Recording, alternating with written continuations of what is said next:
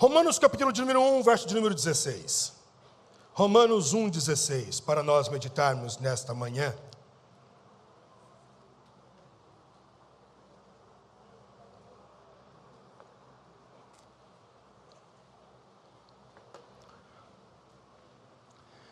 Por que não me envergonho do Evangelho de Cristo?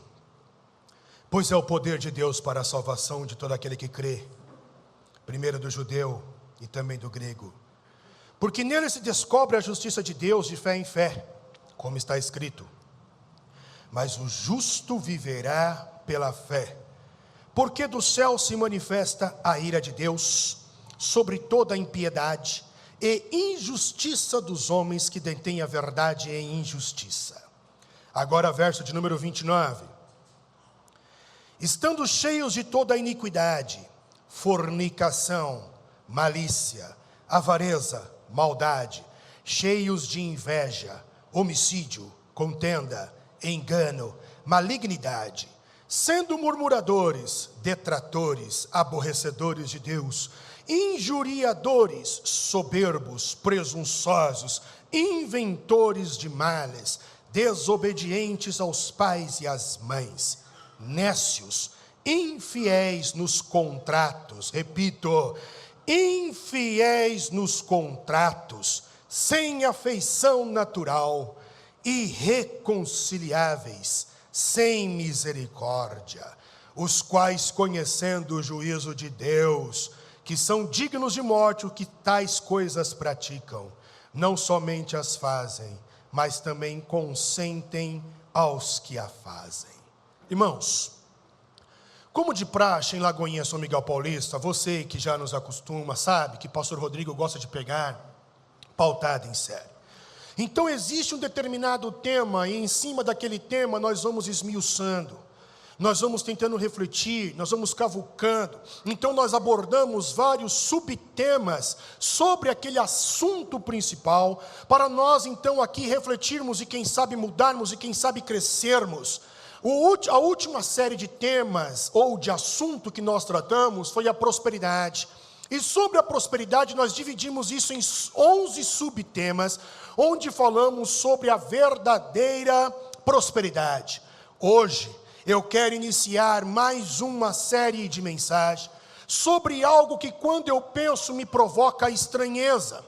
Eu não sei se existe algo em você que quando você começa a refletir, em um momento em que você está no trânsito, dirigindo, ou se locomovendo ao seu local de trabalho via transporte público, ou até mesmo sentado no sofá, num banheiro, não sei, mas o momento em que você está só, neste momento em que você está só, eu não sei se você consegue refletir sobre determinados assuntos, e este assunto lhe causa estranheza. Confesso de modo particular que existem assuntos que me provocam estranheza. Não só provocam estranheza, como também me provocam preocupação. E no caso, o assunto que gostaria de refletir com os irmãos, a partir de hoje, é sobre o futuro. E falar sobre o futuro, pensar sobre o futuro, me causa estranheza. E claro, que para eu pensar sobre o futuro, eu tenho que entender o presente, conhecer o passado, para ter uma prospecção ou projetar o futuro. E todas as vezes que eu coloco a lente do presente comparado ao futuro, isso carrega em mim, traz sobre mim uma preocupação. Então, quando eu inicio dizendo que vamos falar sobre uma nova série, eu quero pensar a partir deste domingo sobre o tema, e o futuro? Será que teremos um futuro? E por que eu penso sobre o futuro? Por que eu estou prospectando, pensando no amanhã? Por causa das minhas múltiplas faces. Eu sou um cara, eu sou um homem que sou esposo. Eu sou um homem que sou pai. No Brasil, em questão constitucional, eu sou microempreendedor. Eu também sou um cidadão civil. Eu sou um pastor. E quando eu penso sobre essas diferentes faces da minha vida, como, em particular, eu me autoanaliso, eu começo então a comparar o presente, como estamos vivendo, pensando e projetando o futuro, e isso traz para mim estranheza, isso traz para mim preocupação. Então eu fico pensando, como será o planeta Terra? Como será a Terra? Como será o Brasil para minha esposa? Num futuro próximo, ou quando eu não estiver aqui? Como será a terra? Como será a igreja? Como será a sociedade para os meus filhos daqui a alguns anos? E se eu pensar como pastor, que tipo de futuro a igreja está plantando no presente? Para qual futuro a igreja está caminhando? O que é que a igreja está plantando hoje, que com certeza era ir lá colher amanhã?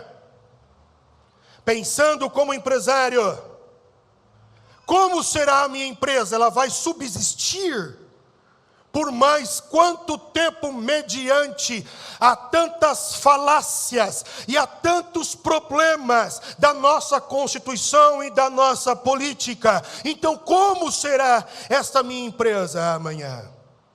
Por isso me causa estranheza, por isso me causa preocupação pensar no futuro. Logo, eu me deparo então com o apóstolo Paulo, o apóstolo da minha estima, o apóstolo do meu carinho, o apóstolo do meu afeto, o meu pastor. O apóstolo Paulo é meu pastor, e eu vejo ele então escrevendo uma igreja de renome, uma igreja de peso, a igreja que estava em Roma. E quando nós falamos de Roma, nós temos que entender como é que era o Império Romano. Porque Roma não era apenas uma cidade, Roma era mais do que uma cidade, Roma era um império. E quando nós falamos de império, estamos falando daquele espaço geográfico que expandiu as suas fronteiras, deixando de ser local, aumentou o seu território. Isso é império, e Roma era assim. Roma foi o maior império que já existiu e possuía grande desenvolvimento urbano, arquitetônico. Foi Roma que desenvolveu, por exemplo, o projeto de prédios. Não foi os Estados Unidos. Roma criou-se prédios de até 5 andares. Estados Unidos, ele copia isso devido ao processo de crescimento urbano. Como não dá para crescer na horizontal, vamos crescer na vertical. Roma já tinha essa tecnologia. Roma conseguia e desenvolver um sistema de canalização de água, de tratamento de esgoto. Roma desenvolveu a sua medicina. Roma desenvolveu o seu militarismo. O Império Romano era marcado por grande corrupção, por sangue, por sexo, por guerra, por opressão, por luto. Essas são as marcas registradas do Império Romano. A riqueza, a glória de Roma prendia as pessoas em seu império. A violência era lazer. Destroçar corpos humanos em Roma era motivo de riso, era motivo de alegria, era motivo de prazer, de contentamento. Quando um braço voava, uma perna voava, uma cabeça rolava, isso era motivo de prazer, era uma violência exacerbada. Os ídolos, gladiadores. Havia postes ídolos, imagens, se fosse hoje de gladiadores, eles eram os deuses, eles eram aclamados, eles eram os ídolos. É neste quadro que nasce uma igreja, a igreja neste império, a igreja nessa cidade. Uma igreja nasce, brilha, ela frutifica em meio a esse caos urbano e social. Entretanto, essa igreja é uma incógnita. Quem fundou Roma? Ninguém sabe. Alguns acreditam que foi discípulos de Paulo, porque não foi Paulo, e também não foram os apóstolos de Paulo, ou até mesmo os outros apóstolos, não foi nenhum deles. Então quem é que fundou Roma? Acredita-se também que quem funda Roma foi um dos cristãos convertidos no dia de Pentecostes, pois a festa de Pentecoste era uma festa que atraía muito turista. Então gente de todo mundo ia para Jerusalém ver aquela festa de renome, e talvez ali havia um romano, e naquele momento em que ele está ali, turistando, nós vamos ver que o Espírito Santo desce e entrega poder. Ele vê aquilo, ele fica maravilhado, ele entrega a vida a Jesus, ele está cheio do Espírito Santo, ele volta para Roma, e lá, possivelmente esse camarada que não sabemos quem é, ele funda a igreja de Roma. E Paulo então, vendo que ali, no meio do caos, havia uma igreja, Paulo então escreve orientações a esta igreja. E nesta carta, Paulo fala de 2 grandes muros que nós, seres humanos, levantamos desde o princípio, e que não prejudicam apenas o nosso presente, mas prejudicam também o futuro. E é neste cenário que eu me deparo então com a nossa realidade, porque quando eu comparo Roma antiga, a igreja de Roma, com a nossa sociedade, eu penso um pouco sobre a nossa sociedade, e veja se isso faz sentido para você. Pare e pense um pouco sobre a nossa sociedade. A nossa sociedade possui, por exemplo, pensamento acelerado. E o pensamento acelerado, ele é caracterizado por aquela pessoa que não consegue parar de pensar, não consegue focar e não deixa você falar. Ele te interrompe o tempo inteiro. Quando você começa a responder algo que essa pessoa começou a falar, ele vai te paralisar e vai falar algo por cima, e você não consegue terminar o raciocínio, e ele já entra em outro assunto. Pensamento acelerado provoca insônia. Pensamento acelerado provoca ansiedade. Uma mente que tem o pensamento acelerado não consegue descansar. O que caracteriza a nossa sociedade num centro urbano como São Paulo, comparado à Roma antiga, é justamente isso: uma cidade que não consegue descansar, uma cidade que não dorme, uma mente que não para. É 1, 2, 3 horas da manhã, há uma pequena luz, a luz do celular ainda está brilhando. Ainda está brilhando. Nós não temos mais nem mesmo a paciência de perceber ou de parar para assistir 1 minuto de Reels. A gente não consegue mais. 1 minuto ali no Reels, a gente já fica impaciente, já passa o dedo para cima para poder ver o outro Reels. A gente não tem mais paciência de ouvir, de sentar, de comungar, de prestar atenção no outro. Quem tem um pensamento acelerado não consegue ser intencional no que faz. Ele está presente no corpo, mas está ausente na mente. Vai sentar para assistir algo em família, não dá 2 minutos, ele pega o celular. Ele responde uma chamada, ele responde uma mensagem. Não só responde aquela mensagem, como se ele pega o celular para responder uma mensagem que ele lembrou, aí ele vê que tem outras áreas e responde todas, mas aquele que tinha que fazer, ele não faz, porque a mente está muito acelerada. Nós não sabemos os impactos que a internet trouxe consigo. Os estudiosos não conseguem entender, relatar, descrever os malefícios na mente, na emoção, no psicológico que a internet trouxe com o seu advento. No entanto, podemos perceber que há impactos. Então isso que nós, como sociedade atual, da pós-modernidade, estamos vivendo, como será daqui a 5 anos? Como será a nossa mente, a nossa emocional, o emocional dos nossos filhos, preso agora nesses chamados bets? Como será a mente dos nossos filhos daqui a 10 anos, 30 anos, 50 anos? Para que tipo de futuro nós estamos caminhando como sociedade? Quando eu penso em sociedade atual, eu vejo que não é muito diferente da sociedade romana. Há uma violência. Há uma violência pairada. Nós também adoramos a violência, ainda legalizamos a nível de esporte. E ainda temos canais que são assinados para que se assista àquela violência que pode provocar ali traumatismo craniano, quebrar um osso, danificar alguma parte do corpo, e ainda caracterizamos como esporte, legalizado. Nós, do mesmo jeito que o antigo Império Romano, ainda colocamos como ídolos determinados lutadores que machucam o corpo. Nós ainda amamos a violência, o sangue, tanto que talvez, se você é daquele grupo que não suporta ou não aguenta muito dorama, é porque está faltando sangue ali. Cadê a emoção disso? Onde é que está o sangue? Onde é que está o tiro?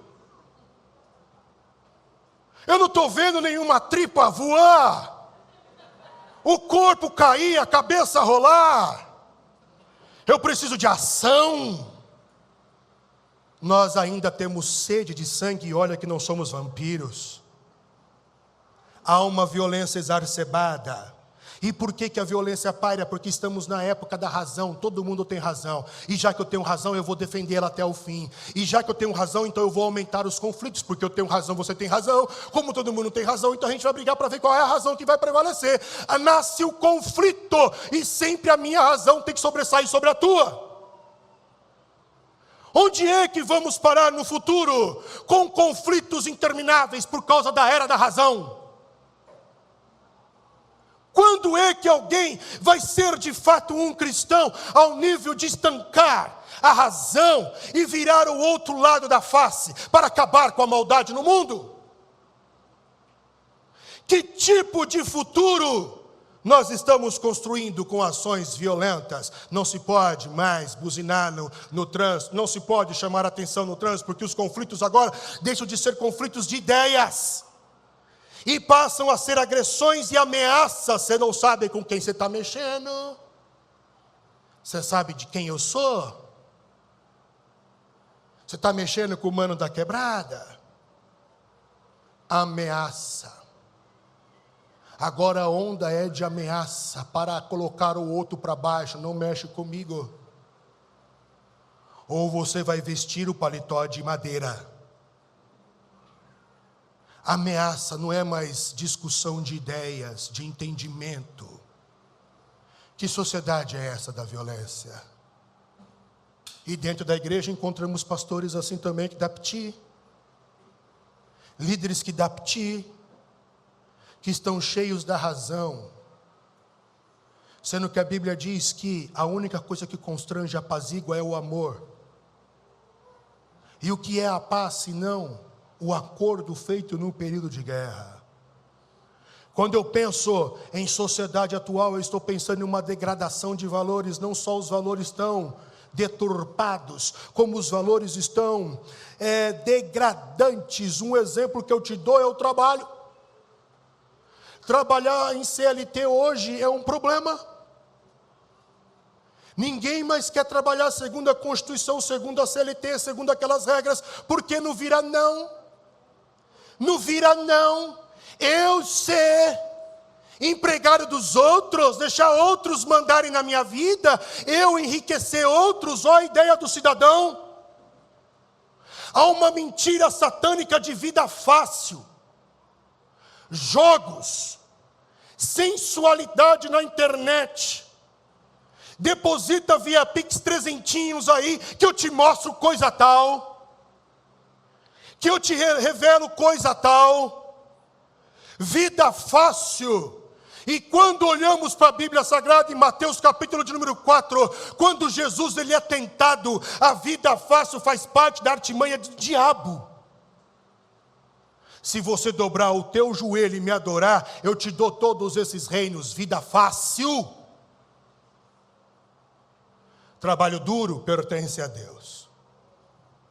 Paulo disse: não trabalha, não coma. Não está trabalhando, não coma. Não está ajudando nas despesas, não coma. Não está trabalhando duro, estudando para conseguir alguma coisa, então além de comer também não vou financiar os teus caprichos. Esse é o mandamento apostólico. Trabalho. Jesus diz: trabalhai durante o dia, porque vai chegar a noite, onde ninguém pode trabalhar. Trabalho. E trabalho não é fruto do pecado. Se tu é aquele tipo de crente que acredita na teologia, onde o trabalho é fruto do pecado, tu está muito enganado.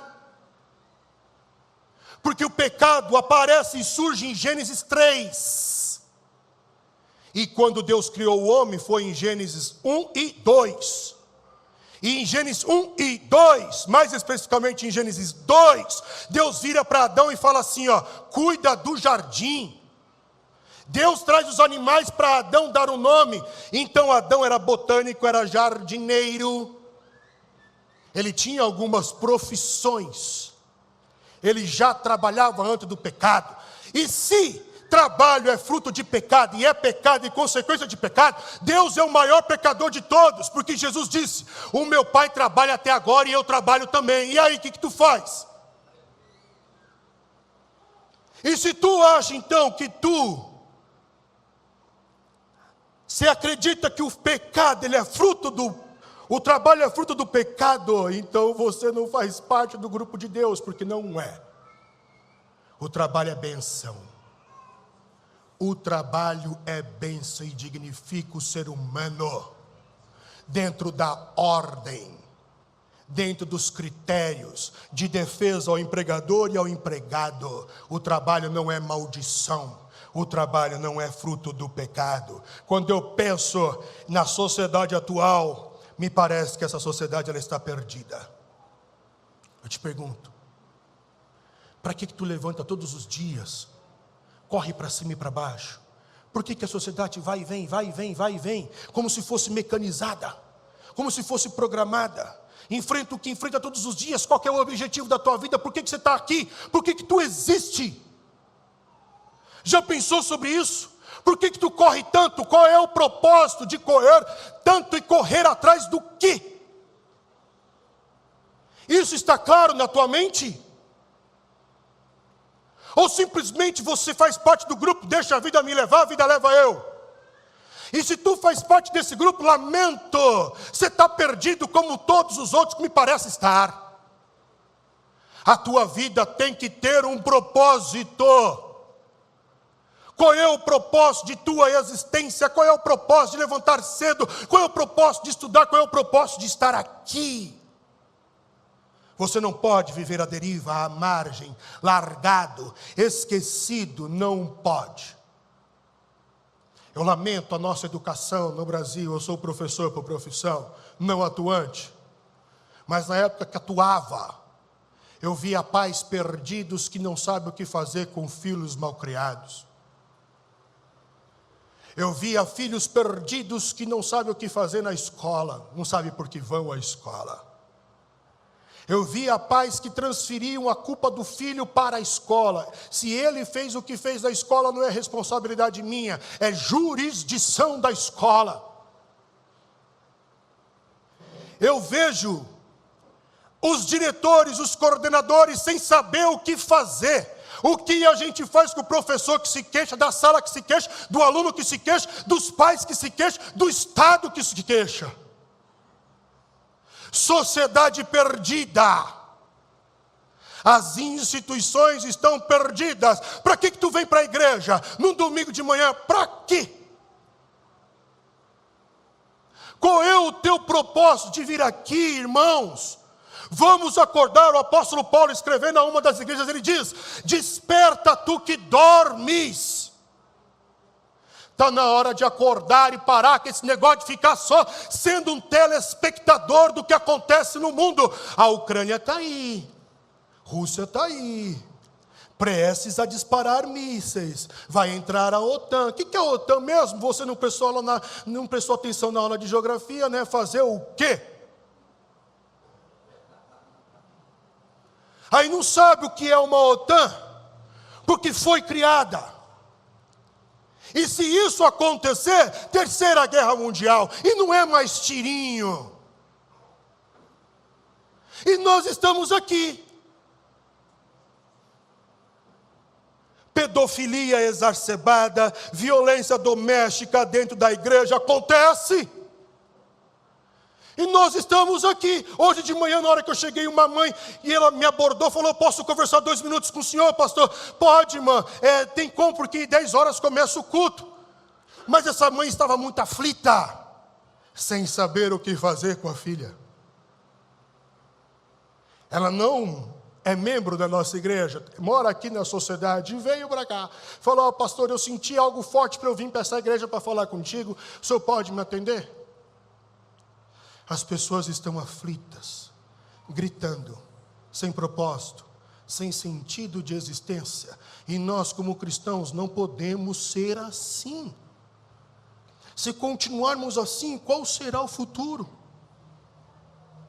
Que tipo de igreja vai ter para o futuro? Por isso Paulo, pensando nisso, Paulo escreve em Romanos 1:29, eu faço questão de ler de novo: estão cheios de toda iniquidade, fornicação, malícia, avareza, maldade, cheios de inveja, homicídio, contenda, engano, malignidade, sendo murmuradores, detratores, aborrecedores de Deus, injuriadores, soberbos, presunçosos, inventores de males, desobedientes aos pais, desobedientes às mães, nécios, infiéis nos contratos, vou nem falar isso, sem afeição natural, irreconciliáveis, sem misericórdia, os quais, conhecendo o juízo de Deus, não somente as fazem, mas também consentem com os que fazem.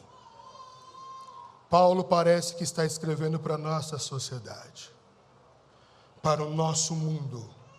Parece que Paulo está aqui, vendo o que está acontecendo em São Paulo, no Brasil e no mundo. Então Paulo fala de 2 muros que o ser humano levanta. E esses muros não só prejudicam a cada um de nós no presente, mas prejudica também o futuro. O primeiro muro que Paulo fala estão nos capítulos de número 1 a 3, onde Paulo fala sobre a culpabilidade universal. Todos nós somos culpados. Acabou. Não tem mais santo e menos santo. Não tem isso na visão de Deus. Todos são culpados. O ápice da culpabilidade universal está em Romanos capítulo 3, verso de número 23. Porque todos pecaram e destituídos estão da glória de Deus. Mas pastor, eu nunca matei. Não tem problema. Se um dia você teve sentimento de vingança, você matou tão quanto. É assim que Deus trata. Pecado é pecado. Não tem pecado maior, não tem pecado menor. Pastor, eu nunca adulterei. Mas se cobiçou, pecou. Quem é o santo? Quem aqui pode levantar a mão e dizer: eu nunca fiz nada dessas coisas, eu sou santo? Todos nós temos a culpabilidade universal, não importa a etnia, não importa a cultura, não importa o tempo de existência da raça humana, todos nós somos pecadores, e tudo que fazemos no mundo vai acarretar consequências. Para a nossa emoção, para o nosso psicológico, para a nossa família, para a sociedade futura, para a nossa igreja, para o nosso serviço, vai acarretar para nós de modo individual, inclusive o nosso próprio relacionamento com Deus, pois se você se relaciona com Deus, você é muito culpado, mas se você se relaciona com um pai, você é muito perdoado. Existe a diferença de você se relacionar com um Deus e de você se relacionar com um pai. Pois ao se relacionar com um Deus, você vai ficar cumprindo regra, e você vai quebrar todas essas regras, e quando você quebrar todas essas regras, o peso vai cair sobre a sua consciência, o fardo vai cair sobre as suas costas, você vai se achar um indigno, você não vai querer mais entrar aqui, não vai querer mais participar de nada. Agora, se você se relacionar com o pai está te perdoando constantemente, pois ele te oferece a graça. Há uma diferença. Segundo muro que Paulo então diz que nós construímos é das tendências pecaminosas. E Paulo escreve em Romanos 7,15: porque o que eu faço não aprovo. E é Paulo. Porque o que eu faço eu não aprovo.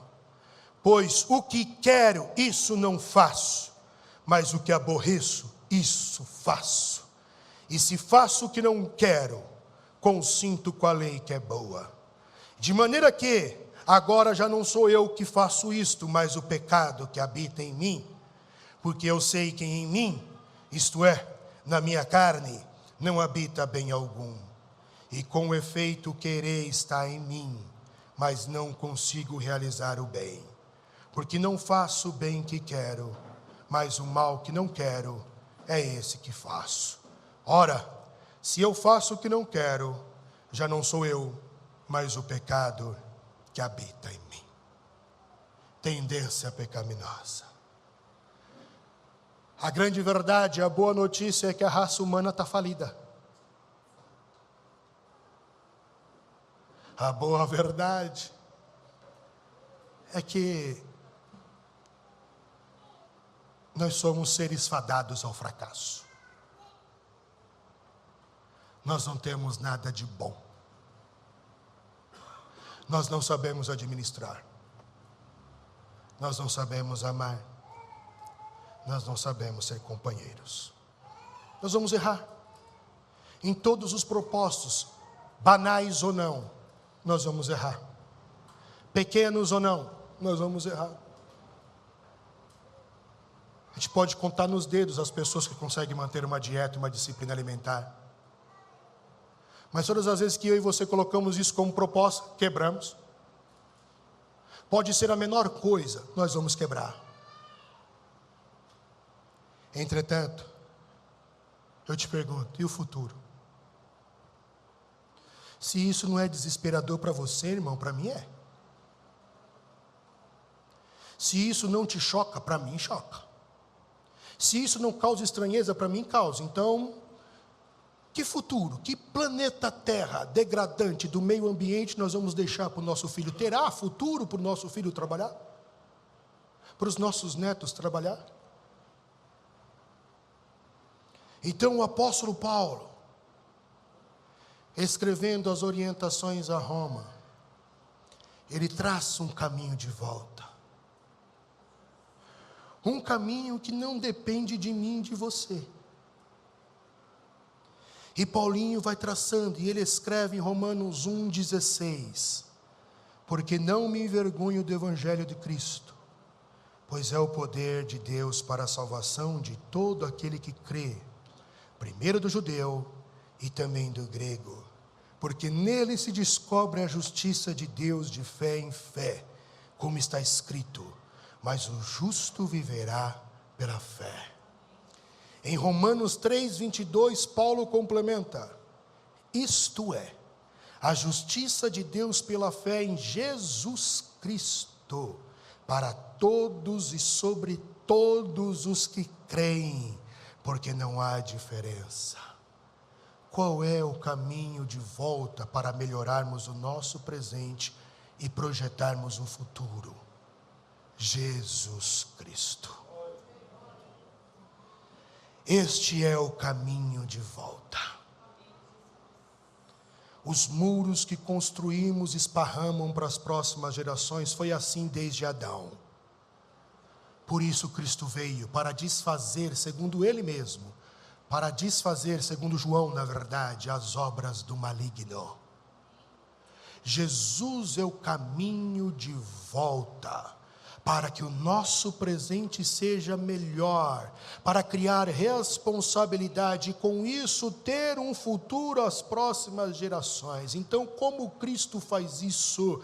Romanos 5,1, Cristo permite com que o nosso presente seja melhor, projetando o futuro através da justificação. Por isso que eu disse, não depende de nós. A única coisa que você tem que fazer para que a tua vida no presente seja melhor e com isso você tenha um futuro, uma descendência melhor, é abrir o teu coração. A justificação vem por parte de Deus, é o que Paulo escreve em Romanos 5,1: tendo sido, pois, justificados pela fé, não é por dogmas, por regras, por instituições ou por sacrifícios, mas nós somos justificados pela fé. Por isso, o problema que tínhamos com Deus não tem mais. Houve um acordo, temos paz com Deus em nosso Senhor Jesus Cristo.